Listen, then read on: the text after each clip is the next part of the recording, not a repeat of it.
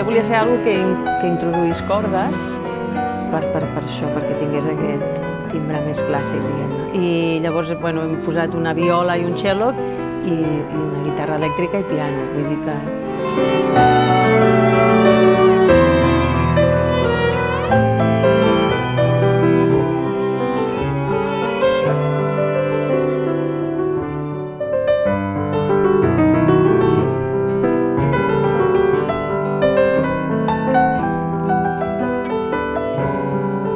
Haver de tocar pel Tete era com...